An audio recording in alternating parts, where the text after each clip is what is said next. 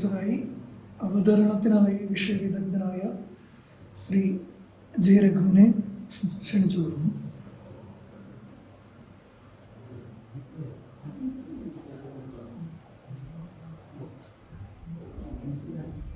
സുഹൃത്തുക്കളെ, നമ്മളിവിടെ സംസാരിച്ചുകൊണ്ടിരിക്കുന്ന ഇസ്ലാമോഫോബിയ എന്ന വിഷയത്തെക്കുറിച്ച് നാരായണ ഗുരുവിൻ്റെ അഭിപ്രായം എന്തായിരുന്നു എന്ന് നമ്മൾ ചോദിച്ചാൽ നമുക്ക് നിരാശപ്പെടേണ്ടി വരും. കാരണം ഒരു 100 വർഷത്തിന് മുൻപ് അദ്ദേഹം ജീവിച്ചിരിക്കുമ്പോൾ മലയാളികളോ അല്ലെങ്കിൽ നാരായണ ഗുരു തന്നെയോ നേരിട്ടിട്ടില്ലാത്ത, അന്ന് നിലവിൽ വന്നിട്ടില്ലാത്ത ഒരാശയവും സ്ഥാപനവുമാണ് ഇസ്ലാമോഫോബിയ എന്ന് നാം മനസ്സിലാക്കണം. എന്ന് പറഞ്ഞാൽ ഇസ്ലാമോഫോബിയ എന്ന് പറയുന്ന നോഷൻ, ആശയത്തിന് വളരെ വളരെ ചുരുങ്ങിയ ചരിത്രം ആയുസ് മാത്രമേ ഉള്ളൂ. കൃത്യമായി പറഞ്ഞാൽ ഇസ്ലാമോഫോബിയ എന്ന വാക്ക് ആവിർഭവിക്കുന്നതിന് 1997 എന്ന് പറഞ്ഞാൽ 28 വർഷം മുമ്പാണ് ഇസ്ലാമോഫോബിയ എന്ന വാക്കുണ്ടാകുന്നത്. അത് ബ്രിട്ടനിലെ ഒരു റെഡിമെയ്ഡ് വലതുപക്ഷക്കാരുടെ ഒരു സംഘടനയായ ട്രസ്റ്റ് അവരൊരു റിപ്പോർട്ട് പബ്ലിഷ് ചെയ്തു, Islamophobia a challenge for all of us. അങ്ങനെയാണ് ഈ വാക്ക് നിലവിൽ വരുന്നത്. പക്ഷെ അപ്പോൾ പോലും ഇതിന് വലിയ പബ്ലിസിറ്റി ഒന്നും കിട്ടിയിട്ടില്ല. ഈ വാക്കിന് പബ്ലിസിറ്റി, ഇന്റർനാഷണലായ ഒരു പബ്ലിസിറ്റി കിട്ടുന്നത് 2001 ലോക വ്യാപാര സംഘടനയുടെ ഓഫീസിൽ ബിൻ ലാദന്റെ നേതൃത്വത്തിൽ വലിയ ആക്രമണത്തെ തുടർന്നാണ് ഇസ്ലാമിക് ടെററിസം എന്ന ഒരു ഡിസ്കോഴ്സ് അമേരിക്കൻ ഇമ്പീരിയലിസവും പാശ്ചാത്യ യൂറോപ്യൻ സാമ്രാജ്യ ശക്തികളും എല്ലാം കൂടെ ചേർന്നുകൊണ്ട് ലോകവ്യാപകമായി മാധ്യമങ്ങളെയും അവരുടെ കൂലിയെഴുത്തുകാരെയും ഒക്കെ ഉപയോഗിച്ചുകൊണ്ട് ഈ ഇസ്ലാമിക് ടെററിസം, ഇസ്ലാം എന്ന് പറയുന്നത് തന്നെ ടെററിസത്തിന്റെ ഒരു പര്യായ പദമാണ് എന്ന ഒരു പ്രചരണത്തിന്റെ ഭാഗമായിട്ടാണ് ഇസ്ലാമോഫോബിയ എന്ന വാക്ക് രൂപം കൊള്ളുന്നത്. അപ്പൊ അതിനു മുൻപ് ഈ മധ്യകാലത്തില് ക്രിസ്തുമത വിശ്വാസികളും ഇസ്ലാം മത വിശ്വാസികളും ഒക്കെ തമ്മിൽ പല 1-2-3 നൂറ്റാണ്ട് നീണ്ടു നിന്ന കുരിശുയുദ്ധങ്ങൾ ഉണ്ടായിട്ടുണ്ട്. പരസ്പരം അങ്ങോട്ടും ഇങ്ങോട്ടും ഉള്ള 2 പുണ്യസ്ഥലങ്ങൾ പിടിച്ചെടുക്കുക, അവരവരുടെ താമസ സ്ഥലങ്ങളിൽ നിന്ന് ഒഴിപ്പിക്കുക, അങ്ങനെ വലിയ അതിഭീകരമായ കൊലപാതകങ്ങളും യുദ്ധങ്ങളും ഒക്കെ നടന്നിട്ടുണ്ട്. പക്ഷെ അപ്പോഴും ഇസ്ലാം ലോകത്തിന്റെ, ഇസ്ലാമിനെ ഒരു ക്രിസ്തുമത വിശ്വാസിൽ നിന്ന് ക്രിസ്തുമത യാഥാസ്ഥിതിക്കാൻ, ക്രൈസ്തവ തീവ്രവാദികൾ ക്രൈസ്തവ വിശ്വാസത്തിന് ഭീഷണിയാണെന്നേ പറഞ്ഞിട്ടുള്ളൂ. അല്ല, ഹ്യൂമാനിറ്റിക്ക്, ലോകത്തിന്, മനുഷ്യരാശിക്ക് ഭീഷണിയാണ് ഇസ്ലാം എന്ന് അവർ പോലും പറഞ്ഞിട്ടില്ല മിഡീവൽ പീരീഡില്. അപ്പൊ ഈ ഇസ്ലാമിനെ ഒരു ഭീഷണിയായി കാണുന്നതിന് മുൻപ് തന്നെ ക്രൈസ്തവ തീവ്രവാദം ഒരു വലിയ വെല്ലുവിളിയും ഭീഷണിയും ശത്രുവുമായി കണ്ടിരുന്നത് അവരുടെ തന്നെ പൂർവ്വരൂപമായ യഹൂദരെയാണ്, ജുഡായിസത്തെയാണ്. കാരണം പഴയ നിയമത്തിൽ നിന്നാണല്ലോ പുതിയ നിയമം, പഴയ ബൈബിളിൽ നിന്നാണല്ലോ പുതിയ ഇന്നത്തെ ക്രിസ്തുവിൽ ആസ്പദമായ ബൈബിൾ ഉണ്ടാകുന്നത്. അപ്പൊ ക്രിസ്തുമത വിശ്വാസികളുടെ പൂർവികരായ ജൂതമത വിശ്വാസികളെ ക്രിസ്തുമത രൂപീകരണ കാലഘട്ടത്ത് തന്നെ ഏതാണ്ട് AD 3-4 നൂറ്റാണ്ടിൽ ക്രിസ്തുമതം ഒരു സ്ഥാപനമായി, റോമൻ എംപറർ ക്രിസ്ത്യാനിയായി സ്വയം കൺവെർട്ട് ചെയ്യുകയും റോമിന്റെ ഔദ്യോഗിക മതമായി ക്രിസ്തുമതത്തെ പ്രഖ്യാപിക്കുകയും ചെയ്തതോടെയാണ് ക്രിസ്ത്യാനിറ്റി എന്ന് പറയുന്ന ഒരു ഓർഗനൈസ്ഡ് ഇൻസ്റ്റിറ്റ്യൂഷണലൈസ്ഡ് റിലീജിയൻ നിലവിൽ വരുന്നത്. അപ്പൊ അവർക്കൊരു ശത്രു സ്ഥാനത്ത് അവർ നിശ്ചയിച്ചിരുന്നത് തങ്ങളുടെ പൂർവികരായ ജൂതമത വിശ്വാസികളെയാണ്. അപ്പൊ അന്ന് മുതൽ ഈ ക്രൈസ്തവ സമൂഹത്തിന് പിന്തുണ കൊടുത്തിരുന്ന രാജ്യങ്ങളിലും നാടുകളിലും ഒക്കെ തന്നെ യഹൂദ വേട്ട, ഇന്ന് ഈ ഇസ്ലാമോഫോബിയ എന്ന് പറയുന്ന പോലെ തന്നെ ഒരു ജുഡായി ഫോബിയ, ക്രിസ്തുമത വിശ്വാസികളും അവർക്ക് പാട്രണൈസ് ചെയ്തിരുന്ന രാജാക്കന്മാരും ഭരണകൂടങ്ങളും ഒക്കെ നടത്തിയിരുന്നു. അപ്പൊ അതിന്റെ ഫലമായിട്ട് ഈ ജൂതർക്കൊരു കാരണം അവർക്കെവിടെയും ഭൂമി ഉടമസ്ഥ അവകാശം ഉണ്ടായിട്ടില്ല, വലിയ കെട്ടിടങ്ങൾ അവരുണ്ടാക്കത്തില്ല, വലിയ വ്യവസായങ്ങൾ നടത്തത്തില്ല. അവർക്ക് ചെയ്യാവുന്ന ഏക തൊഴിൽ അടുത്ത കാലം വരെയും, സെക്കൻഡ് വേൾഡ് വാർ വരെയും പണമിടപാട് മാത്രമാണ്. കാരണം ആക്രമണം വന്നാൽ ഒരു സഞ്ചിയിൽ ഉള്ള പണം, ഉള്ള സമ്പാദ്യം വഴി ഒരു സഞ്ചിയിൽ പറക്കിക്കൂട്ടി ഓടി രക്ഷപ്പെടാൻ പറ്റുന്ന ഏക തൊഴിൽ ഫിനാൻസ് ആണ്, മോണിറ്ററി ബിസിനസ് ആണ്. അതുകൊണ്ട് തന്നെ ഈ പണം കണക്ക് മർച്ചന്റ് ഓഫ് വെനീസ് എന്ന് പറഞ്ഞ ഷേക്സ്പിയറിന്റെ പ്രശസ്തമായ കൃതി നിങ്ങൾ പലരും നമ്മളൊക്കെ സ്കൂളിൽ പഠിച്ചതാണ്. അപ്പൊ ഈ പണം കൈകാര്യം ചെയ്യുന്നതുകൊണ്ട് തന്നെ ഇവർക്ക് കണക്കിൽ പ്രാവീണ്യം നേടേണ്ടതായിട്ട് വരും. അതുകൊണ്ട് ചരിത്രപരമായി ഒരു 10-18 നൂറ്റാണ്ടുകളായി പണമിടപാടിൽ ശ്രദ്ധ കേന്ദ്രീകരിച്ചുകൊണ്ട് തന്നെ ജൂതർക്ക് മാത്തമാറ്റിക്കൽ നോളജും മാത്തമാറ്റിക്കൽ ടാലന്റും മറ്റ് ജനവിഭാഗങ്ങളെ അപേക്ഷിച്ച് അത് ജനിതകമായൊരു പ്രത്യേകതയല്ല. മാത്തമാറ്റിക്കൽ അവർ ഉണ്ടാക്കിയെടുക്കുന്ന ഒരു കഴിവാണ്, അതിൻ്റെ ഒരു ജീനിയസ് ആണ്. അതിൻ്റെ ഏറ്റവും ഉന്നതമായ രൂപമാണ് സാക്ഷാൽ ആൽബർട്ട് ഐൻസ്റ്റീൻ എന്ന് പറയുന്നത്.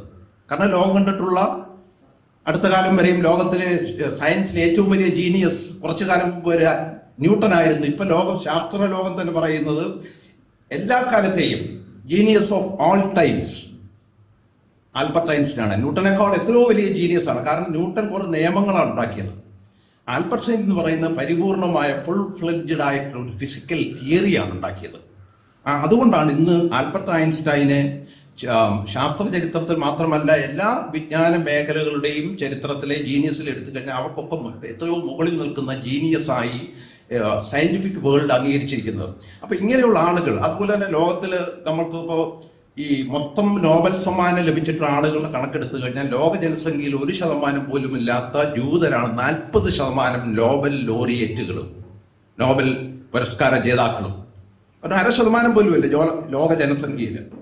അപ്പൊ ഈ യഥാർത്ഥത്തിൽ ഈ ഫോബിയ ഒരു ശത്രുപക്ഷത്ത് ഒരു ജനതയെ, ഒരു വിശ്വാസി സമൂഹത്തെ ശത്രുപക്ഷത്ത് നിർത്തുകയും തങ്ങളുടെ പതനങ്ങൾക്കും തങ്ങളുടെ കഷ്ടപ്പാടുകൾക്കും പ്രതിസന്ധികൾക്കും കാരണം അവരാണ് എന്ന് പറയുകയും ചെയ്യുന്ന ഒരു പ്രചാരവേലയാണ് ഈ ഫോബിയ എന്ന് പറയുന്നത്. ഇതിന്റെ ഏറ്റവും തീവ്രമായ ഒരു രൂപമായിരുന്നു ഹിറ്റ്ലറുടെ നാസിസം. അത് 13-12 വർഷം മാത്രമേ നിലനിന്നുള്ളൂ. ഒന്നാം ലോക യുദ്ധം കഴിഞ്ഞ് ജർമ്മനി വലിയ നാണക്കേട് ഏറ്റുവാങ്ങുകയും കൈസർ എന്ന് പറയുന്ന ആള് അധികാരപൃഷ്ഠനാവുകയും ലക്ഷക്കണക്കിന് ജർമ്മൻ പട്ടാളക്കാർ തൊഴിലില്ലാത്തവരായി മാറുകയും പിന്നെ 1928 വേൾഡ് എക്കണോമിക് ക്രൈസിസ് വന്ന് ജർമ്മനി ആകെ വലിയ ജർമ്മൻ ജനത പട്ടിണിയിലേക്കും ദാരിദ്ര്യത്തിലേക്കും പോയപ്പോൾ അവിടെ നിന്ന് കമ്മ്യൂണിസ്റ്റ് പാർട്ടിയുണ്ട്, സോഷ്യൽ ഡെമോക്രാറ്റിക് പാർട്ടിയുണ്ട്, ക്രിസ്ത്യൻ പാർട്ടികളുണ്ട്. ഈ പാർട്ടികൾക്കൊക്കെ വളരെ റാഷണലായ നാളെ ഞങ്ങൾ പരിഹരിക്കും, നാളെ തൊഴിൽ നഷ്ടപ്പെട്ട പട്ടാളത്തിൽ നിന്ന് ഉദ്യോഗം പിരിച്ചുവിടപ്പെട്ട 5 ലക്ഷം പട്ടാളക്കാരെ നാളെ ഉദ്യോഗത്തിൽ നിയമിക്കും എന്ന് ഉത്തരവാദിത്വരഹിതമായ ഒരു പ്രഖ്യാപനം നടത്താൻ ഏറ്റവും മിനിമം റാഷണാലിറ്റിയുള്ള ഈ പാർട്ടികൾ കഴിയുമായിരുന്നില്ല. ഈ സാഹചര്യത്തിലാണ് ഹിറ്റ്ലറും അവരുടെ നാസി പാർട്ടിയും വന്ന് എല്ലാത്തിനും പരിഹാരം ഞങ്ങളിലുണ്ട്. ഇന്ന് ജർമ്മനി നേരിടുന്ന എല്ലാ പ്രതിസന്ധികൾക്കും കാരണം ജൂതന്മാരാണ്. ജർമ്മനിക്കകത്ത് താമസിക്കുന്ന ഏതാണ്ട് 80 ലക്ഷം 90 ലക്ഷം വരുന്ന ജൂതന്മാരാണ് നിങ്ങളുടെ തൊഴിൽ പോയതിന് കാരണം. 1930 ഗ്രേറ്റ് ഇക്കണോമിക് ക്രൈസിസിന് കാരണം ജൂതന്മാരാണ്. നിങ്ങളുടെ പട്ടിണിക്കും വിലക്കയറ്റത്തിന് കാരണം ജൂതന്മാരാണ്. അപ്പൊ ഇങ്ങനെ പട്ടിണിയും ദാരിദ്ര്യവും തൊഴിലായ്മയും ഒക്കെ നേരിട്ട് യുക്തിസഹമായി ചിന്തിക്കാനുള്ള ശേഷി നഷ്ടപ്പെട്ട ഒരവസ്ഥയിൽ നിൽക്കുന്ന ജനങ്ങളെ സംബന്ധിച്ചിടത്തോളം ഇങ്ങനെ ഒരു ഉത്തരം കേൾക്കുമ്പോൾ അവർ ഈ ഉത്തരം, ഈ പരിഹാരം എത്രത്തോളം റാഷണലാണ്, യുക്തിസഹമാണ് എന്ന് ചിന്തിക്കാനും സാധാരണ ജനങ്ങൾ തയ്യാറാകത്തെ. അവർ പെട്ടെന്ന് ഈ പ്രഖ്യാപനങ്ങൾക്കും ഈ വ്യാമോഹങ്ങൾക്കും അടിപ്പെടുക. സൈക്കോളജിക്കലായിട്ട് ദുർബലരായ ആളുകൾ പെട്ടെന്ന് ഇത് വിശ്വസിച്ചു. അങ്ങനെയാണ് 1933 ഹിറ്റ്ലർ എന്ന് പറയുന്ന അന്ന് അവിടുത്തെ പാർലമെന്റിൽ പല പാർട്ടി ജയിച്ചു വന്ന പല പാർട്ടികളിൽ 13% വോട്ടാണ് ആദ്യം നേടിയത്. പക്ഷെ പതുക്കെ പതുക്കെ ഹിറ്റ്ലറെ ഈ പല പാർട്ടികൾ തമ്മിലുള്ള മത്സരത്തിൽ ചാൻസലർ ആക്കുകയും പിന്നീട് അയാള് ഫ്യൂറർ എന്ന് പറയുന്ന എല്ലാത്തിനും മുകളിലുള്ള വിശുദ്ധൻ, ജർമ്മനിയുടെ ഫ്യൂറർ എന്ന് പറഞ്ഞാൽ ജർമ്മനിയുടെ പരമ അധികാരത്തിന്റെ കേന്ദ്രമായി സ്വയം പ്രഖ്യാപിക്കുകയും ചെയ്തതോടുകൂടി 1935-36 പീരീഡിലാണ് ന്യൂറംബർഗ് നിയമങ്ങൾ കൊണ്ടുവരുന്നത്. എന്ന് പറഞ്ഞാൽ എല്ലാ മേഖലകളിൽ നിന്നും ഈ യഹൂദ ജനവിഭാഗങ്ങളെ പിരിച്ചുവിടുക. അവരൊരു സർക്കാർ സർവീസുകളിലും പ്രവർത്തിക്കാൻ പാടില്ല, അവർ സ്വന്തമായി ബിസിനസ് നടത്താൻ പാടില്ല, അവരെ സ്കൂളുകളിലും കോളേജുകളിലും യൂണിവേഴ്സിറ്റികളിലും പഠിപ്പിക്കാനോ പാടില്ല എന്ന് പറയുന്ന ചരിത്രത്തിൽ തന്നെ ആദ്യം വംശീയ വിദ്വേഷ അധിഷ്ഠിതമായ നിയമങ്ങൾ ഇന്ന് പതുക്കെ ഈ ന്യൂറംബർഗ് നിയമങ്ങളുടെ ചുവട് പിടിച്ചുകൊണ്ടാണ് മോദിയും അമിത്ഷായും പലതരത്തിലുള്ള ഈ പൗരത്വ നിയമങ്ങളും വിദ്യാഭ്യാസ പരിഷ്കാരങ്ങളും ഇന്നിപ്പോ IPC എന്ന് പറയുന്നതിന് ഭാരതീയ നിയമസംഹിത എന്നൊക്കെ പോലുള്ള പുനർനാമകരണത്തിലൂടെ യഥാർത്ഥത്തിൽ മോദി ഇന്ന് ഇന്ത്യയിൽ നടപ്പാക്കുന്നത് ഹിറ്റ്ലർ 10-70-80 വർഷത്തിന് മുൻപ് ജർമ്മനി നടപ്പാക്കിയ ന്യൂറംബർഗ് നിയമങ്ങളാണ്. അപ്പൊ ഇതാണ് ഈ ആധുനിക കാലഘട്ടത്തിൽ ഒരു മതവിശ്വാസ സമൂഹത്തിനെതിരായ സംഘടിതമായ ഭരണകൂടത്തെയും ഗവൺമെന്റിനെ ഉപയോഗിച്ചുകൊണ്ടുള്ള ആക്രമണത്തിന്റെ ഒരു തുടക്കം ഈ ഹിറ്റ്ലറുടെ നാസി വാഴ്ചക്കാലത്താണ്. പക്ഷെ ആ സമയത്ത് തന്നെ അവസാനം സെക്കൻഡ് വേൾഡ് വാർ വന്നു. സെക്കൻഡ് വേൾഡ് വാർ വന്നതോടെ പരാജയപ്പെടും, അല്ലെങ്കിൽ ഈ സഖ്യശക്തികളെ സോവിയറ്റ് യൂണിയനും അമേരിക്കയും ബ്രിട്ടനും അടങ്ങുന്ന സൈനിക ശക്തിയോട് പിടിച്ചു നിൽക്കാൻ കഴിയത്തില്ലെന്ന് വന്നപ്പോൾ പടിപടിയായി ജർമ്മനിയിൽ നിന്ന് നാട് കടത്തുക ആയിരുന്നു ആദ്യം ഹോളോകോസ്റ്റിന് മുൻപുണ്ടായിരുന്ന ഹിറ്റ്ലറുടെയും നാസി പാർട്ടിയുടെയും ഉദ്ദേശം. അവരെ പൂർണ്ണമായി തുടച്ചു നീക്കുക, ഉന്മൂലനം ചെയ്യുക. ഹോളോകോസ്റ്റ് എന്നുവെച്ചാൽ ഫൈനൽ സൊല്യൂഷൻ, അന്തിമ പരിഹാരം. ജർമ്മനിയിൽ താമസിക്കുന്ന മുഴുവൻ ജൂതരെയും കൊന്നെടുക്കുക എന്ന പദ്ധതി യുദ്ധത്തിന്റെ സമ്മർദ്ദം കൊണ്ട് അവർ എത്തിച്ചേർന്നതാണ്. അതിന് പകരം അവർ പാലസ്തീനിലേക്ക്, വാസ്തവത്തിൽ ഇന്ന് പാലസ്തീനിലുള്ള ഈ ഇസ്രായേൽ എന്ന് പറയുന്നത് ഹിറ്റ്ലറുടെ കാരുണ്യം കൊണ്ടുണ്ടായ ഒരു രാജ്യമാണ്. ഗാസയിലെയും പാലസ്തീനിലെയും നൂറ്റാണ്ടുകളായി താമസിച്ചിരുന്ന ആളുകളെ അവിടുന്ന് ബഹിഷ്കരിച്ച് അത് പിടിച്ചെടുത്ത് ഒരു ഇസ്രായേൽ രാഷ്ട്രമുണ്ടാക്കിയത് ഈ ജുഡായോ ഫോബിയയുടെ ഇടയും ഹിറ്റ്ലറുടെയും കൂട്ടായ ഒരു പരിശ്രമത്തിന്റെ ഫലമായി ഉണ്ടായതാണ്. അപ്പൊ ഈ കാലഘട്ടത്തിൽ പോലും ഇസ്ലാമോഫോബിയ, ഇസ്ലാമാണ് യൂറോപ്പിന്റെ അല്ലെങ്കിൽ ലോകത്തിന്റെ മാനവരാശിയുടെ അല്ലെങ്കിൽ ജനാധിപത്യത്തിന്റെ ശത്രുപക്ഷത്ത് നിൽക്കുന്നത് എന്ന ആശയം ഉണ്ടായിട്ടില്ല. ഇപ്പോൾ 2001 ശേഷം ഇപ്പോൾ 24 ഒരു 4 നൂറ്റാണ്ട് മാത്രമേ ഇസ്ലാമോഫോബിയ എന്ന് പറഞ്ഞ ആശയത്തിന് പ്രചാരമുള്ളൂ. പക്ഷേ ഈ പാശ്ചാത്യ സാമ്രാജ്യത്തിൽ വിചാരിച്ചിട്ടും ഈ കഴിഞ്ഞ 25 കൊല്ലത്തിന് മുൻപാണ് ഇസ്ലാമോഫോബിയ ഉണ്ടായതെങ്കിൽ ഇസ്ലാമോഫോബിയയ്ക്ക് ആ പേരുകൊണ്ടല്ലെങ്കിലും ഒരു 140 വർഷത്തെ ചരിത്രം ഇന്ത്യയിലുണ്ട്. യഥാർത്ഥത്തിൽ ഇസ്ലാമിനെ ഒരു ജനതയുടെ, ഒരു രാജ്യത്തിന്റെ, ഒരു നേഷന്റെ, വരാൻ പോകുന്ന ഒരു നേഷന്റെ ശത്രുസ്ഥാനത്ത് പ്രതിഷ്ഠിക്കുന്ന ഏറ്റവും പ്രാകൃതവും ക്രൂരവുമായ ഒരു പ്രതിഭാസം ഉണ്ടായത് ഇന്ത്യയിലാണ്. അപ്പൊ ഞാൻ പറയും ഇസ്ലാമോഫോബിയ എന്ന ആശയവും സ്ഥാപനവും കണ്ടുപിടിക്കപ്പെട്ടത് ഇന്ത്യയിലാണ്. അത് മറ്റാരുമല്ല, ഇന്ത്യൻ ദേശീയ പ്രസ്ഥാനം എന്ന് പറയുമ്പോൾ ഇന്ത്യയിലെ സവർണ ദേശീയ പ്രസ്ഥാനത്തിന്റെ സ്ഥാപകൻ എന്ന് വിളിക്കാവുന്ന ബങ്കിം ചന്ദ്ര ചാറ്റർജിയാണ്. അദ്ദേഹത്തിന്റെ വളരെ പ്രശസ്തമെന്നോ അല്ലെങ്കിൽ കുപ്രശസ്തമെന്നോ വിളിക്കാവുന്ന ആനന്ദമഠം എന്ന് പറയുന്ന ഇന്ത്യൻ ദേശീയ വ്യവഹാരത്തിന് അല്ലെങ്കിൽ സോക്കാൾഡ് സ്വാതന്ത്ര്യ സമര വ്യവഹാരത്തിന് ഫൗണ്ടേഷണൽ മൊമെന്റ് എന്ന് പറയാവുന്ന ഈ ആനന്ദമഠം പ്രസിദ്ധീകരിച്ചത് 1882 ഇവിടെ ഇരിക്കുന്ന ആരെങ്കിലും അത് വായിച്ചിട്ടുണ്ടാവുമെന്ന് വിചാരിക്കുന്നു. ആനന്ദമഠം.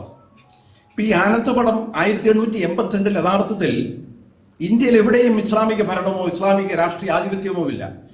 1857 ശിവായിലകൾ കഴിഞ്ഞ് ഇന്ത്യ പൂർണ്ണമായും ബ്രിട്ടീഷ് ക്രൗണിന്റെ കീഴിലായി കഴിഞ്ഞു. ബംഗാളും എല്ലാം തന്നെ അന്ന് ഭരിക്കുന്ന രാഷ്ട്രീയ അധികാരം കൈക്കൊള്ളുന്നത് ബങ്കിംചന്ദ്ര ഈ കൃതി എഴുതുമ്പോൾ ബ്രിട്ടീഷുകാരാണ്. പക്ഷേ ആനന്ദമഠത്തിൽ യുദ്ധം നടത്തുന്നത് മുസ്ലിങ്ങൾക്കെതിരായിട്ടാണ്. കാരണം അദ്ദേഹമാണ് ഈ ആനന്ദമഠം എന്ന കൃതിയാണ് ഇന്ത്യ എന്ന് പറയുന്ന ഉണ്ടാകാൻ പോകുന്ന നേഷൻ ഇൻ ദ മേക്കിംഗ് എന്ന് പറയാം, ഭാവിയിൽ വരേണ്ട രാജ്യത്തെ ഒരു ദേവിയായി സങ്കല്പിക്കുന്നത്. ഭാരതമാത ഇന്ന് ആർഎസ്എസ്കാരുടെ മുദ്രാവാക്യമാണ് ഭാരതമാതാ കീ ജയ് എന്നാണ് വിളിക്കുന്നത്. ഭാരതമാതാവായി ഒരു സ്ത്രീയുടെ രൂപത്തിൽ അല്ലെങ്കിൽ ഒരു സ്ത്രീ ദൈവമായി ഫീമെയിൽ ഗോഡസായി സങ്കല്പിച്ച് ഭാരതമാത എന്ന നാമകരണം നടത്തുന്നത് ഈ കൃതിയിൽ ബങ്കിം ചന്ദ്ര ചാറ്റർജിയാണ്. അപ്പോൾ ഈ യുദ്ധം ചെയ്യാനായി പോകുന്ന ആളുകൾ ഭാരതമാതാവിന്റെ അനുയായികളും വിശ്വസ്തരും എന്ന രീതിയിൽ അവരെ സന്താനങ്ങൾ എന്നാണ് ഈ കൃതിയിൽ വിളിക്കുന്നത്. എന്നുവെച്ചാൽ മുസ്ലിങ്ങൾ വിരുദ്ധ സൈന്യത്തിലെ അംഗങ്ങളെ സന്താനങ്ങൾ എന്നാണ് വിളിക്കുന്നത്. അപ്പൊ സന്താനങ്ങൾ പറയും എല്ലാ മുസ്ലിം ഗ്രാമങ്ങളും വളയുക, സ്ത്രീകളെന്നോ കുട്ടികളെന്നോ വൃദ്ധരെന്നോ യാതൊരു വിവേചനമില്ലാതെ മുഴുവൻ ആളുകളെയും വെട്ടി കൊലപ്പെടുത്തുക, സ്ത്രീകളെ റേപ്പ് ചെയ്യുക, മുസ്ലിം കുടിലുകൾ കത്തിച്ചാമ്പലാക്കുക. ഇത് പരസ്യമായി ആഹ്വാനം ചെയ്യുകയാണ്. ഈ കൃതിയിൽ എഴുതിയിരിക്കുകയാണ്. ഈ കൃതി അതിനൊരു 100 വർഷം മുൻപ് 1776 അന്ന് ബംഗാൾ ഭരിച്ചിരുന്നത് മുഗൾ ചക്രവർത്തിയുടെ ഏജന്റായ ഒരു നവാബാണ് ബംഗാൾ ഭരിച്ചിരുന്നത്. ഈ നവാബിനെതിരായിട്ട് അവിടുത്തെ സവർണ സന്യാസിമാർ നടത്തിയ ഒരു റബലിയനുണ്ട്. വാസ്തവത്തിൽ ആ റബലിയനിൽ ഈ ഇസ്ലാമിക വിശ്വാസത്തിൽപ്പെട്ട അവരുടെ ഈ സൂഫി സന്യാസിമാരും യഥാർത്ഥത്തിൽ പങ്കെടുത്തിട്ടുണ്ട്. അപ്പൊ ഈ 1776 ഇസ്ലാമിക ഭരണത്തിനെതിരായി നടന്ന ഒരു സന്യാസി റിവോൾട്ടിന്റെ മാതൃകയെ പുനഃപ്രതിഷ്ഠയാണ്. അതിനെ പ്രതിനിധീകരിച്ചുകൊണ്ടാണ് ബെങ്കിം ഈ നോവൽ എഴുതുന്നത്. ഈ നോവൽ ഞാൻ കഴിഞ്ഞിട്ട് അവസാന ചാപ്റ്റർ നിങ്ങൾ വായിക്കണം. ഇവരുടെ ഒരു താത്വിക ആചാര്യനുണ്ട്, മുഴുവൻ ഇസ്ലാമിനെയും കൊന്നൊടുക്കഴിഞ്ഞു. ഇസ്ലാം എന്ന് പറയുന്ന വിപത്ത് ഇന്ത്യയിൽ നിന്ന് തുടച്ചു നീക്കിയതിനു ശേഷം ഈ ഇവരുടെ നേതാവ് സത്യാനന്ദൻ സന്താനങ്ങളുടെ ഇസ്ലാം വിരുദ്ധ പോരാളികളുടെ ചീഫ് കമാൻഡർ അവരുടെ ഒരു താത്വിക ആചാര്യനോട് ചോദിക്കുകയാണ്, ഇനി നമുക്ക് ബ്രിട്ടീഷുകാർക്കെതിരെ യുദ്ധം ചെയ്യാമല്ലോ? ഒരിക്കലും പാടില്ല. ബ്രിട്ടീഷുകാർ നമ്മുടെ സുഹൃത്തുക്കളാണ്. ബ്രിട്ടീഷുകാരും നമ്മളും ഒരേ ആര്യവംശത്തിൽപ്പെട്ട 2 ശാഖകളാണ്. അവിടെ നമ്മൾ യുദ്ധം ചെയ്യാൻ പാടില്ല. മുസ്ലിങ്ങളാണ് ആര്യവംശത്തിൽപ്പെടാത്ത നമ്മുടെ പൂർണ്ണ ലക്ഷണമൊത്ത ശത്രു എന്ന് പറയുന്ന ഇസ്ലാമാണ്. അതുകൊണ്ട് ബ്രിട്ടീഷുകാർ കുറച്ചുകൂടി ഭരിച്ചോട്ടെ. കാരണം ബ്രിട്ടീഷുകാരുടെ ഭരണം വന്നതിന് ശേഷം നമുക്ക് പുതിയ യൂണിവേഴ്സിറ്റികൾ ഉണ്ടായി, പുതിയ കോളേജുകൾ ഉണ്ടായി, പുതിയ പ്രിന്റിങ് അച്ചടിശാലകളും പുതിയ പ്രസിദ്ധീകരണങ്ങളും ആധുനികമായ ഒരുപാട് സൗകര്യങ്ങൾ തന്നവരാണ് ബംഗാളിലെ സവർണർക്ക്. അതുകൊണ്ട് നമ്മൾ അവരെ ശത്രുക്കളായിട്ടല്ല, മിത്രങ്ങളായിട്ടാണ് കാണേണ്ടത്. അപ്പൊ അവര് നമ്മളെ ഉയർത്തിക്കൊണ്ടുവന്ന് നാം സ്വരാജിന് ഈ നാട് ഭരിക്കാൻ നമ്മൾ സന്നദ്ധരായി, നമ്മൾ യോഗ്യരായി എന്ന് കാണുമ്പോൾ അവർ സ്വയം വിട്ടുപോയിക്കൊള്ളും. അതുവരെ നമ്മൾ ക്ഷമയോടെ അവരെ സഹായിച്ചുകൊണ്ടാണ് ഇരിക്കേണ്ടത് എന്ന വാദമാണ് ഈ ഇന്ത്യൻ ദേശീയ പ്രസ്ഥാനത്തിന്റെയും സോക്കാൾഡ് സ്വാതന്ത്ര്യ സമരത്തിന്റെയും ഫൗണ്ടേഷണൽ മൊമെന്റും ഫൗണ്ടേഷണൽ ടെക്സ്റ്റും എന്ന് ഗാന്ധി പോലും പറഞ്ഞിട്ടുള്ള ഈ ആനന്ദ മഠത്തിൽ ഉദ്ഘാടനം ചെയ്യപ്പെടുന്നതാണ് ഇന്ത്യയിൽ ഈ ഇസ്ലാമോ ഫോബിയയുടെ ചരിത്രം എന്ന് പറഞ്ഞാൽ 140 വർഷം മുൻപ് യഥാർത്ഥത്തിൽ ഇന്ത്യയിലെ സവർണരാണ് ഈ ഇസ്ലാമോ ഫോബിയ എന്ന ആശയം പാശ്ചാത്യ ലോകത്തിന് പോലും കൊടുക്കുന്നത്. അന്ന് ഈ ഇസ്ലാമോ ഫോബിയ എന്ന വാക്കുണ്ടായില്ല എന്ന് വ്യത്യാസം മാത്രമേ ഉള്ളൂ. ഈ ആശയം നിങ്ങളുടെ ശത്രു ഇസ്ലാമാണ്, അതുകൊണ്ട് നിങ്ങൾക്ക് പുരോഗതി പ്രാപിക്കണമെങ്കിൽ ഇസ്ലാമിനെതിരെ യുദ്ധം ചെയ്യണം, ഇസ്ലാമിനെ നശിപ്പിക്കുക, ഇസ്ലാം മതവിശ്വാസികളെ കൊന്നൊടുക്കുക, ഇസ്ലാമിക സ്ത്രീകളെ ബലാത്സംഗം ചെയ്യുക. ഇത്തരമൊരാശയം ഈ പാശ്ചാത്യ ലോകത്തിനും അമേരിക്കയ്ക്കും പ്രദാനം ചെയ്തത് ഇന്ത്യയിലെ ഈ നമ്മുടെ സവർണ ദേശീയവാദികളുടെ സ്ഥാപക മുഹൂർത്തം ഉദ്ഘാടനം ചെയ്ത സാക്ഷാൽ ബങ്കിം ചന്ദ്രയാണ്. അതിനുശേഷം ബാലഗംഗാധര തിലകൻ, വിവേകാനന്ദൻ, സുരേന്ദ്രനാഥ് ബാനർജി, ബിപിൻ ചന്ദ്രപാൽ, ഏറ്റവും ഒടുവിൽ ഈ ഹിന്ദു മുസ്ലിം മൈത്രി എന്നൊക്കെ എപ്പോഴും പറയുമായിരുന്ന സാക്ഷാൽ ഗാന്ധി തന്നെയാണ് ഇന്ത്യൻ ആധുനിക ഇസ്ലാമോഫോബിയയുടെ പിതാവ്, അതിന്റെ ഏറ്റവും വലിയ പ്രചാരകൻ. കാരണം ബങ്കിം ചന്ദ്ര ചാറ്റർജിക്കും വിവേകാനന്ദനും ബാലഗംഗാധര തിലകനും ഇല്ലാത്ത സെൻസേഷനും ആരാധനയുമാണ് ഗാന്ധി എന്ന് പറയുന്ന മനുഷ്യനുള്ളത്.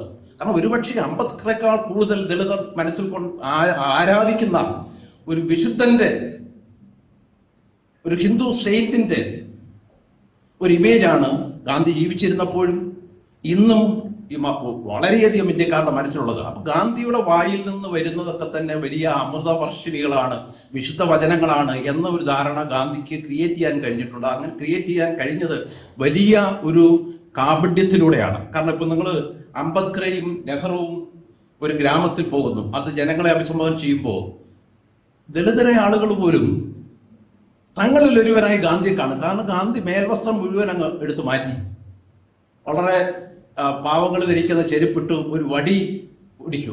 അംബേദ്കറെ നോക്കുമ്പോൾ അദ്ദേഹം ഒരു പാശ്ചാത്യനെ പോലെ, ഒരു അമേരിക്കാനെ ബ്രിട്ടനെക്കാരെ പോലെ സോട്ടും കൂട്ടും ഓവർ ടൈയും ഒക്കെ ധരിച്ചിട്ടാണ്. അപ്പൊ ദളിതന് പോലും അംബേദ്കറുമായിട്ട് ഐഡന്റിഫൈ ചെയ്യാൻ കഴിയത്തില്ല. കാരണം അയാൾ ഒരു യൂറോപ്യൻ.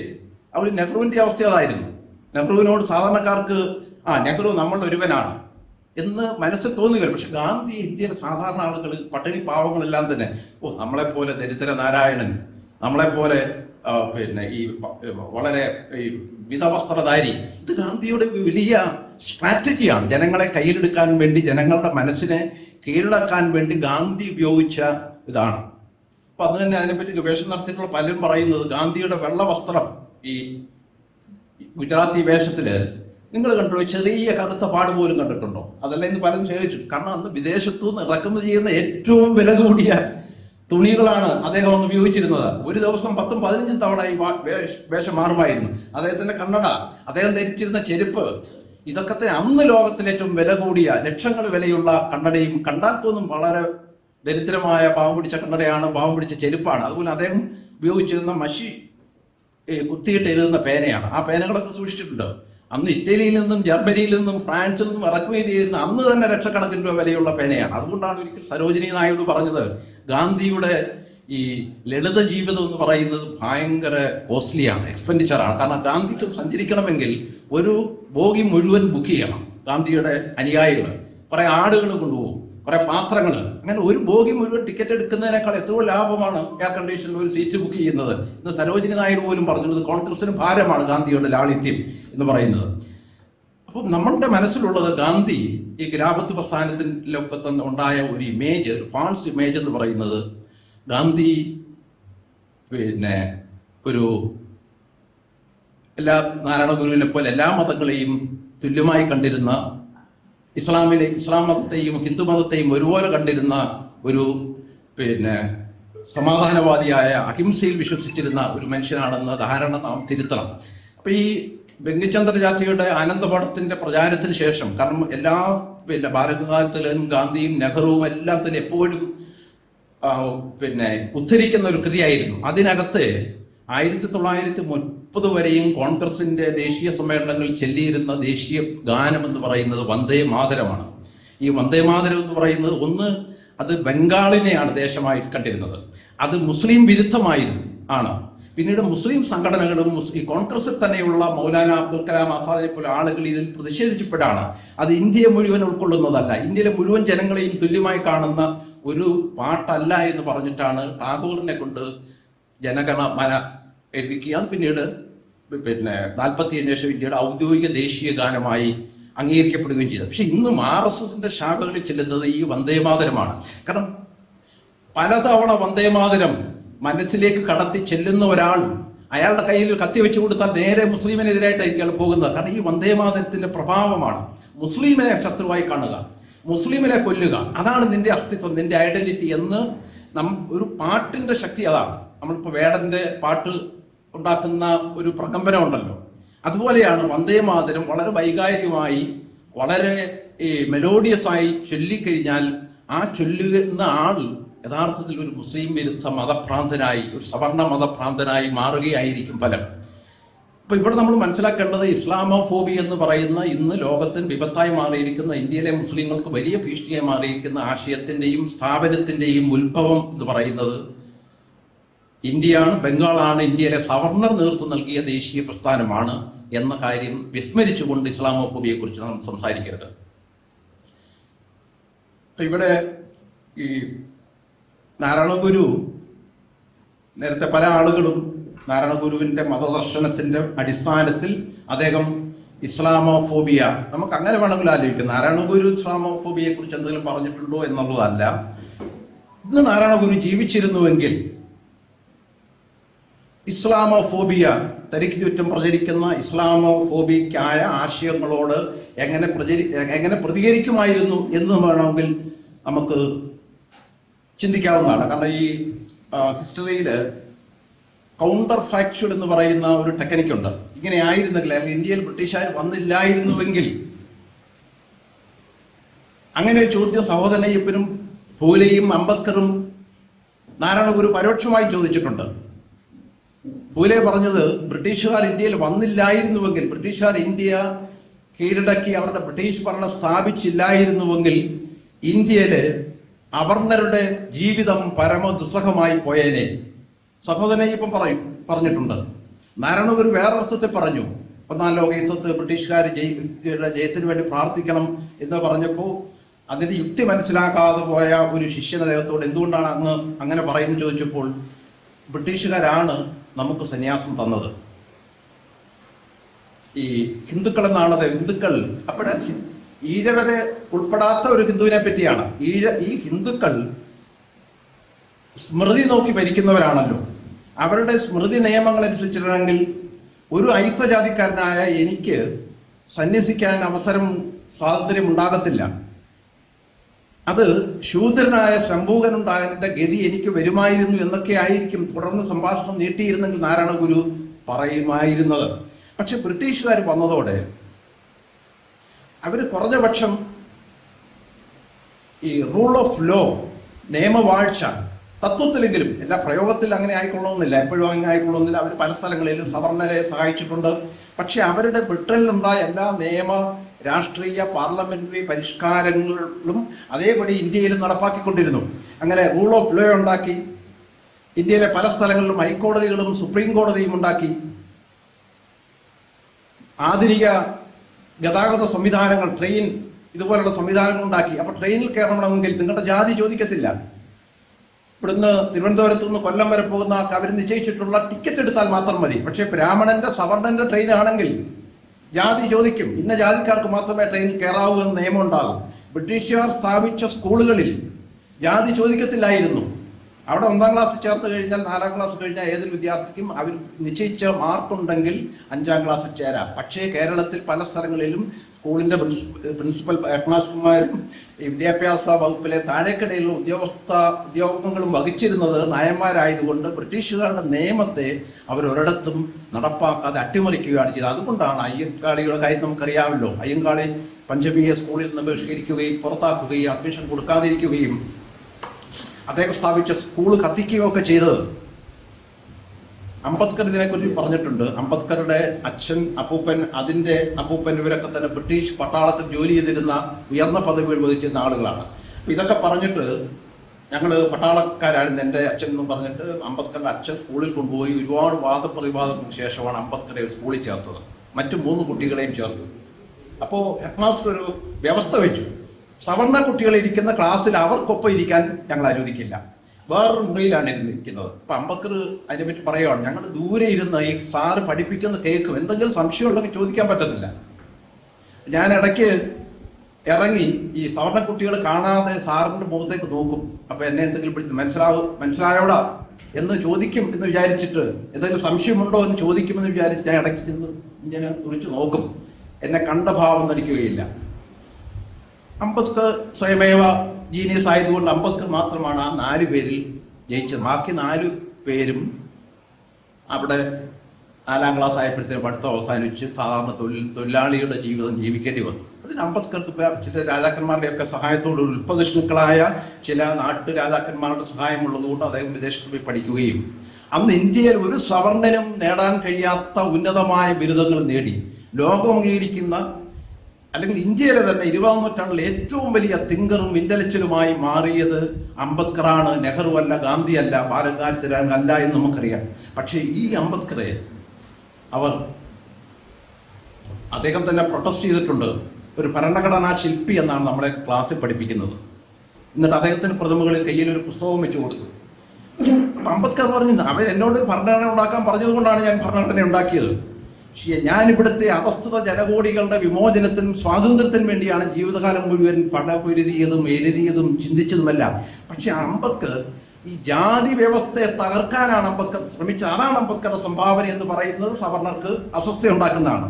പക്ഷെ ഈ ഭരണഘടന എഴുതിയുണ്ടാക്കിയ ആളാണെന്ന് പറയുന്നത് കൊണ്ടൊരു കുഴപ്പവുമില്ല. അതുകൊണ്ട് കേരളത്തിൽ ഇപ്പോൾ കുമാരനാശാന്റെ പിന്നെ ഒരുപാട് കവിതകൾ എഴുതിയ, വീണപൂവ് എഴുതിയ ആധുനിക കാവ്യ പ്രസ്ഥാനത്തിന് തുടക്കം കുറിച്ച ആളാണ് കുമാരനാശാൻ എന്ന് പറയുന്നത് സവർണർക്ക് ബുദ്ധിമുട്ടില്ല. ക്ലാസ്സിൽ പഠിപ്പിക്കും. MAക്കൊക്കെ ഒരു പേപ്പർ തന്നെയുണ്ട്. പക്ഷെ ജാതിക്കെതിരായി പടപൊരുതിയ ആളാണ്, ജാതിക്കെതിരായി മാസിക നടത്തിയ ആളാണ്, ജാതിക്കെതിരായി ഒരുപാട് സംഘർഷങ്ങൾ നടത്തിയ, നേതൃത്വം കൊടുത്ത ആളാണ് കുമാരനാശാൻ. അങ്ങനെയുള്ളൊരു കുമാരനാശാനെ ഇന്നത്തെ 2025 കേരളത്തിലെ സവർണർക്ക് ബുദ്ധിമുട്ടുണ്ടാകും. അതുപോലെയാണ് ഈ അനൈഹിലേഷൻ ഓഫ് കാസ്റ്റ് എന്ന ടെക്സ്റ്റ് എഴുതി അംബേദ്കർ ഭരണഘടനയേക്കാൾ ഏറ്റവും വലിയ പുസ്തകമാണ് അനൈഹിലേഷൻ ഓഫ് കാസ്റ്റ് എന്ന് പറയുന്നത്. അംബേദ്കർ ഇല്ലായിരുന്നെങ്കിൽ വേറെ കുറെ നിയമപണ്ഡിതർക്കും ഈ ഭരണഘടന എഴുതി ഉണ്ടാക്കാൻ പറ്റും. പക്ഷെ അനൈഹിലേഷൻ ഓഫ് കാസ്റ്റ്, ജാതി നിർമ്മാർജ്ജനം എന്ന കൃതി അംബേദ്കർക്ക് മാത്രം എഴുതാൻ പറ്റുന്നതാണ്. അപ്പോൾ അനൈഹിലേഷൻ ഓഫ് കാസ്റ്റിന്റെ എഴുതി അംബേദ്കറെ അല്ല സ്കൂളിൽ പഠിപ്പിക്കുന്നത്, കോളേജിൽ പഠിപ്പിക്കുന്നത്. ഭരണഘടന എഴുതി ഉണ്ടാക്കി അംബേദ്കറെയാണ് പഠിപ്പിക്കുന്നത്. പക്ഷെ ലോകത്ത് മറ്റ് രാജ്യങ്ങളിൽ ഭരണഘടന എഴുതി ഉണ്ടാക്കിയ അംബേദ്കറല്ല അവർ പഠിക്കുന്നത് യൂണിവേഴ്സിറ്റികളിൽ. അവർ അനൈഗിലേഷൻ ഓഫ് കാസ്റ്റ് എഴുതിയ അംബേദ്കറെയാണ്. What Gandhi and Congress have done to the untouchables. ഈ ഗാന്ധിയും കോൺഗ്രസും ഇവിടുത്തെ ദളിതர்களോട് ചെയ്തത് എന്താണ്, എന്ത് ക്രൂരതയാണ് ചെയ്തത് എന്ന പുസ്തകം എഴുതിയ അംബേദ്കറെയാണ് ഈ ലോകത്ത് മുഴുവൻ പഠിപ്പിക്കുന്നത്. ഇപ്പൊ ഞാൻ അവസാനിപ്പിക്കുകയാണ്. ഇപ്പൊ ഈ വളരെ ചെറിയ ചരിത്രം മാത്രമുള്ള ഇസ്ലാമോഫോബിയ ഈ ആനന്ദമഠത്തിൽ ആരംഭിച്ച് 1920കളിലാണ് അതിന് ഇസ്ലാമിനെതിരായ ആക്രമണം എന്നത് കഴിഞ്ഞിട്ട് മറ്റൊരു ഉദ്ദേശം കൂടെ, മറ്റൊരു ഫംഗ്ഷൻ ഉണ്ടായിരുന്നു. കാരണം നേരത്തെ യൂറോപ്പിലും ഒക്കെ തന്നെ നേരിട്ട് ഇസ്ലാമിനെ ശത്രുവാണ്, അവരെ കൊല്ലുക. പക്ഷെ 20കളായപ്പോഴേക്കും ഈ ഇസ്ലാമോഫോബിയ അല്ലെ ഇസ്ലാമിനെ ശത്രുസ്ഥാനത്ത് പ്രതിഷ്ഠിക്കുന്നതിന് മറ്റൊരു ഉദ്ദേശം ഉണ്ടായി വന്നു. കാരണം ഹിന്ദു എന്ന് പറയുന്ന ഇല്ലാത്ത ഒരു മത ഐഡന്റിറ്റിയെ ഉണ്ടാക്കുന്നതിനുള്ള ഒരു അലിബി. കാരണം ദളിതരും ഈഴവരും വിശ്വകർമ്മജരും അല്ലെങ്കിൽ എല്ലാ ലോവർ കാസ്റ്റുകളും അപ്പർ കാസ്റ്റുകളും ചേർന്ന ഒരു ഹിന്ദുയിസം ഉണ്ട്, ഹിന്ദുമതം ഉണ്ട് എന്ന് ആളുകളെ വിശ്വസിപ്പിക്കണമെങ്കിൽ നമ്മളല്ലാത്ത ഒന്നാണ് ഇസ്ലാം.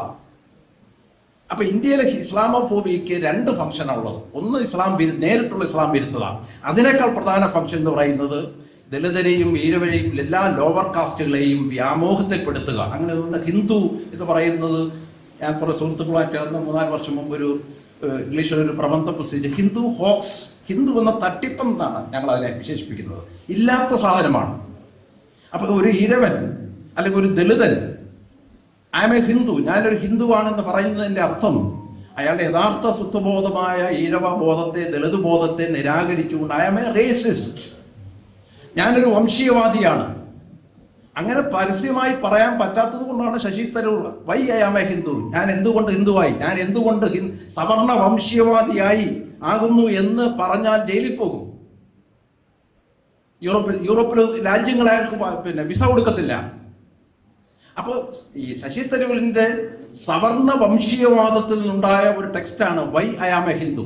ഇതിന് 15-20 വർഷം മുമ്പ് ഒരു മനുഷ്യൻ, കാഞ്ചയ ഇളയ എന്ന് പറയുന്ന ഒരു മനുഷ്യൻ, why I am not a Hindu, ഞാൻ എന്തുകൊണ്ട് ഹിന്ദു അല്ല എന്ന് പുസ്തകം എഴുതിയതിന് ശേഷം ഇന്ത്യയിൽ ഒരാൾ why I am a Hindu എന്ന് എഴുതുക എന്ന് പറയുന്നത് this is a crime against humanity എന്നാണ്. ഇന്ത്യക്കെതിരായ ക്രൈം മാത്രമല്ല, കാരണം ഹിന്ദുയിസം എന്ന് പറയുന്നത് അതിന്റെ അടിസ്ഥാനം ബ്രാഹ്മണിസമാണ്. അത് ഇന്ന് ബ്രാഹ്മണിസം എന്ന് പറയാതെ, കാരണം അത് ഈ ഇലക്ഷൻ വന്നുകൊണ്ടാണ്, അല്ലെങ്കിൽ അവരൊരിക്കലും ഹിന്ദുയിസം സ്വീകരിക്കത്തില്ല. കാരണം ഇലക്ഷൻ വന്നുകൊണ്ട് തെരഞ്ഞെടുപ്പിൽ നിർത്തിയ ആൾ വിജയിക്കണമെങ്കിൽ ഈ അവർണജാതി, കാരണം ഇന്ത്യയിലെ ജനസംഖ്യയിൽ 93% അവർണരാണ്. ഇവരുടെ വോട്ട് കൂടി ഉണ്ടെങ്കിൽ മാത്രമേ ഇന്ത്യയിലെ ഒരു പഞ്ചായത്ത് വാർഡിൽ പോലും ജയിക്കാൻ കഴിയുള്ളൂ. അതുകൊണ്ടാണ് അവർ ബ്രാഹ്മണിസം എന്ന് പറയാതെ ഹിന്ദുയിസം എന്ന് പറയുന്നത്. ഫലത്തിൽ ബ്രാഹ്മണിസം തന്നെയാണ്. അപ്പൊ ഇത് വാസ്തവത്തിൽ സഹോദരൻ അയ്യപ്പൻ പറഞ്ഞിട്ടുണ്ട്, കോൺഗ്രസ് ചേർക്കാൻ വേണ്ടി കേളപ്പനും കേശവമേനും പ്രവർത്തിക്കുമ്പോൾ ആത്മാഭിമാനമുള്ള ഈഴവർ കോൺഗ്രസ് ചേരാൻ പാടില്ല, ഇവർ സവർണരാജ് തിരിച്ചു കൊണ്ടുവരാൻ വേണ്ടിയാണ് ബ്രിട്ടീഷുകാർ പോകണമെന്ന് പറയുന്നത്. അതുപോലെ ഗാന്ധി ഉപ്പ് സത്യാഗ്രഹം നടത്തിക്കൊണ്ടിരുന്നപ്പോൾ തമിഴ്നാട്ടിലും ഗുജറാത്തിൽ നിന്നും ഒരു വലിയ ദളിത് സംഘടനകളുടെ നേതാക്കന്മാർ അദ്ദേഹത്തിന് അവിടെ പോയി ഒരു നിവേദനം കൊടുത്തു. ഗാന്ധി ഈ ബ്രിട്ടീഷുകാരെ ഇവിടുന്ന് ഓടിച്ചു വിടുന്നതിന് വേണ്ടിയുള്ള സമരത്തിൽ നിന്ന് പിന്തിരിയണം, കാരണം ഞങ്ങൾക്ക് അല്പമെങ്കിലും ഓടി നടക്കാൻ കഴിയുന്നത്, മാർക്കറ്റിൽ പോയി വിലപേശാൻ കഴിയുന്നത് ബ്രിട്ടീഷുകാർ ഉള്ളത് കൊണ്ടാണ്. ഗാന്ധി വളരെ മോശമായിട്ടാണ് അവർ പെരുമാറിയതെന്നുകൊണ്ട് ഗാന്ധിയുടെ ഈ വലിയ മഹാന്മാരായ അഹിംസ പോരാളികൾ കൂട്ടം ചേർത്ത് ഇവരെ തല്ലി ഓടിക്കുകയാണ്. ഈ മനുഷ്യൻ അത് മുഴുവൻ നോക്കിക്കൊണ്ടിരുന്നു, അവരെ പിന്തിരിപ്പിച്ചില്ല. ഇപ്പൊ ഇയാളുടെ അഹിംസ എന്ന് പറയുന്നത് വാസ്തവത്തിൽ ബ്രിട്ടീഷുകാരുടെ അടുത്ത് ആണ്. ബ്രിട്ടീഷുകാർ മറ്റു തരത്തിലുള്ള സായുധ സംഘർഷങ്ങളിലൂടെ അവരെ ജയിക്കാൻ കഴിയത്തില്ല എന്നുള്ളത് കൊണ്ട് മാത്രം കണ്ടുപിടിച്ച ഒരു കപടമായ സമര മാർഗമാണ് അഹിംസ. അതിന് മറ്റൊരു ഭാവി ലക്ഷ്യം കൂടി ഉണ്ടായിരുന്നു. അഹിംസാ സിദ്ധാന്തത്തിന് ഇത്രയധികം പബ്ലിക് ലേറ്റ് കൊടുക്കുന്നത് കാരണം ഗാന്ധിക്ക് അറിയാമായിരുന്നു ഭാവിയിൽ അധികം വൈകാതെ ഇന്ത്യയിൽ ഒരു അവർണ വിപ്ലവം ഉണ്ടാകും. ഫ്രഞ്ച് വിപ്ലവത്തിന്റെയോ ഒക്ടോബർ സോഷ്യൽ വിപ്ലവത്തിന്റെയോ മാതൃകയിൽ ഇന്ത്യയിൽ ഒരു അവർണ വിപ്ലവം ഉണ്ടാകുമെന്ന് മനസ്സിലാക്കി ഗാന്ധി. പക്ഷെ അങ്ങനെ ഒരു അവർണ വിപ്ലവം ഉണ്ടാകുമ്പോൾ ആ വിപ്ലവം ഹിംസാത്മകമാകരുത്, അഹിംസാത്മകമായിരിക്കണം എന്ന് വെച്ചാൽ സവർണർക്ക് പരിക്ക് പറ്റരുത്.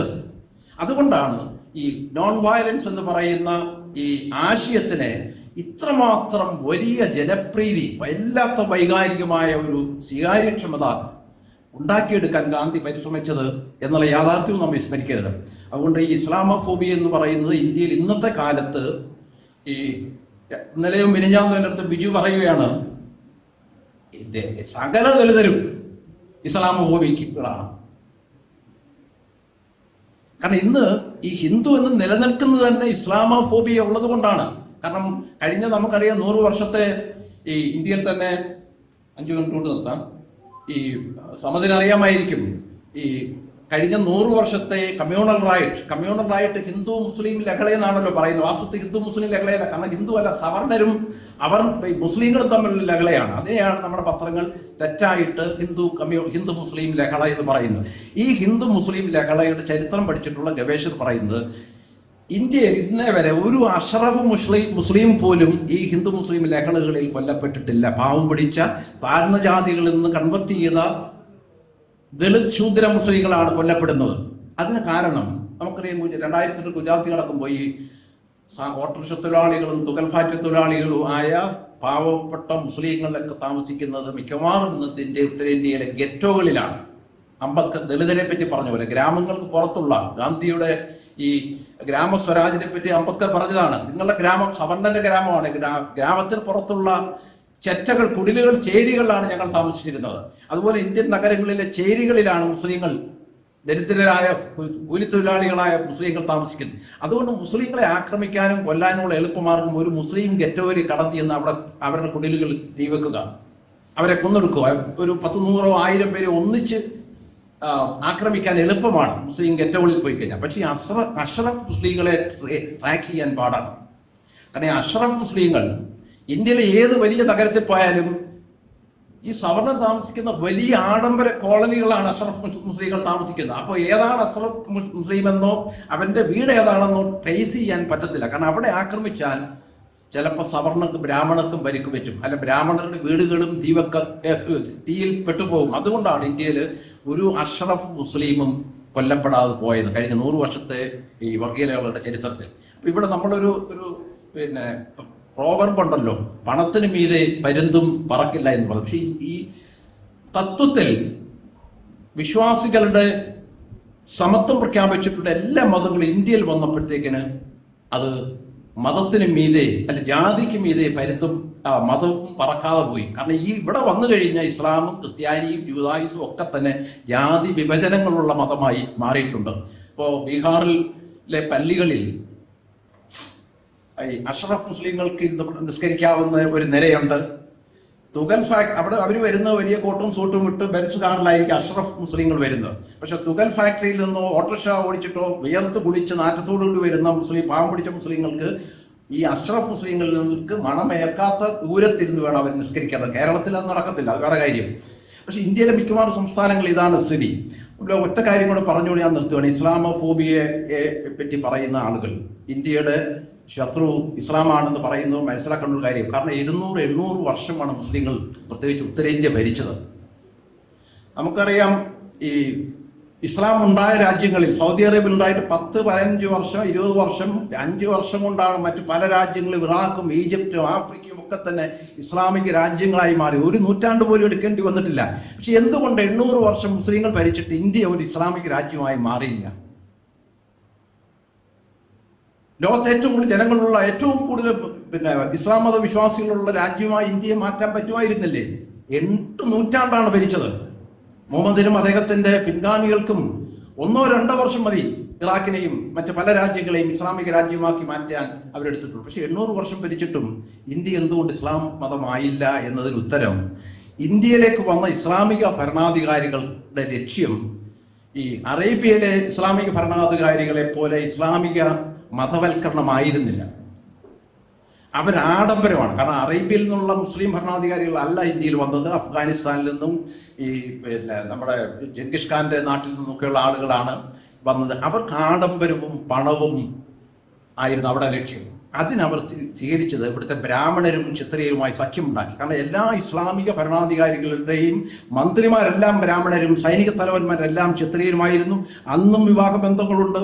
എന്നും ഈ ഉത്തരേന്ത്യയിൽ ബ്രാഹ്മണരും അഷ്റഫ് മുസ്ലിങ്ങളും ക്ഷത്രിയരും തമ്മിൽ പരസ്പര വിവാഹ ബന്ധങ്ങളും പലതരത്തിലുള്ള കൊടുക്കൽ വാങ്ങലുകളും ഉണ്ട്. അപ്പൊ അവരുടെ യഥാർത്ഥത്തിൽ ഇസ്ലാമോഫോബി എന്ന് പറയുന്നുണ്ടെങ്കിൽ പോലും ഇസ്ലാമിനകത്തെ താഴ്ന്ന ജാതി മുസ്ലിങ്ങളെയാണ് ഈ ഇസ്ലാമോഫോബിയ പ്രചരിപ്പിക്കുന്ന സവർണരുടെയും ആ സവർണരുടെ ഇന്ന് പിന്നെ മേഴ്സിനറി ആർമിയായ RSS BJPയുടെ ലക്ഷ്യം എന്ന യാഥാർത്ഥ്യം വിസ്മരിച്ചുകൊണ്ട് നാം ഇസ്ലാമോഫോബിയെക്കുറിച്ച് സംസാരിക്കുന്നത് ആപൽക്കരമാണ്. അപ്പോൾ ഇസ്ലാമോഫോബിക്ക് പരാജയപ്പെടുത്താനുള്ള ഏറ്റവും ഗംഭീരമായ മാർഗം ഇന്ന് ഔദ്യോഗികമായി ഹിന്ദു എന്ന് രേഖകളിൽ രേഖപ്പെടുത്തപ്പെടുന്ന ഈഴവരും ദളിതരും മറ്റും താഴ്ന്ന ജാതികളും രേഖകളിൽ നിന്ന് അത് മാറ്റാൻ പ്രയാസമാണെങ്കിലും നമ്മുടെ മനസ്സിലെങ്കിലും ഞാനൊരു ഹിന്ദു അല്ല, എൻ്റെ യഥാർത്ഥ ശത്രു ഇവിടുത്തെ 7% വരുന്ന ബ്രാഹ്മണ ക്ഷത്രിയ ബനിയന്മാരാണ്, അവർക്കെതിരെയാണ് സമരം ചെയ്യേണ്ടത് എന്ന പുതിയൊരു ഉണർവും ആത്മബോധവും ഉണ്ടായാൽ ഇസ്ലാമോഫോബിയക്ക് പ്രചാരകരെ കിട്ടാതെയാകും എന്ന് പറഞ്ഞുകൊണ്ട് ഞാൻ നിർത്തുന്നു.